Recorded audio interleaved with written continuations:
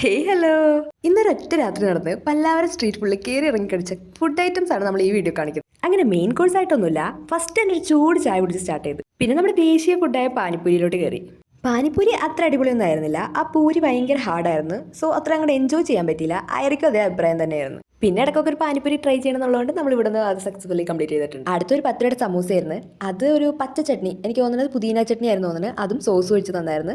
പാനിപ്പൂരിയുടെ അത്ര എക്സ്പെക്ടേഷൻ ഇല്ലാത്തതുകൊണ്ടാണെന്ന് പറഞ്ഞുകൂടാ, എനിക്കത് ഭയങ്കര ഇഷ്ടമായത്. പിന്നെ ഞങ്ങൾ നേരെ പോയത് ഈ കടയിലോട്ടാണ്. അവിടെ നല്ല ചൂട് ചിക്കൻ ഫ്രൈ 100 രൂപക്ക് വാങ്ങിച്ച് കഴിച്ച്.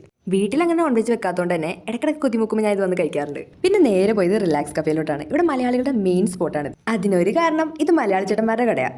അവിടെ ചെന്ന് വളരെ സിമ്പിളായിട്ട് ഒരു പൈനാപ്പിൾ ജ്യൂസും ഒരു ബദാം മിൽക്ക് ഓർഡർ ആക്കി. ഞാനാണ് പൈനാപ്പിൾ ജ്യൂസ് ഓർഡർ ആക്കിയത്. പൈനാപ്പിൾ ജ്യൂസ് ഞാൻ പിന്നെ എവിടെ പോയാലും ഓർഡർ ആക്കണതാ. ബട്ട് ബദാം മിൽക്ക് ഞാൻ ഫസ്റ്റ് ടൈമായി ട്രൈ ചെയ്തത്. ഫസ്റ്റ് സിപ്പിൽ എനിക്കതൊന്ന് ഭയങ്കര സംഭവമായിട്ട് തോന്നി. പിന്നെ എനിക്കത് അങ്ങോട്ട് വലിയ കുഴപ്പമൊന്നുമില്ല, ഒരു ഓക്കെ സാധനം. അങ്ങനെ ലാസ്റ്റ് ഈ ജ്യൂസോടെ നമ്മൾ കലാപരിപാടികൾ നമ്മുടെ ഇവിടെ അവസാനിച്ചു. അപ്പം ഇന്ന് ഇത്രയേ ഉള്ളൂ. ബാക്കി വിശേഷങ്ങളായിട്ട് അടുത്ത വീഡിയോ കാണാം.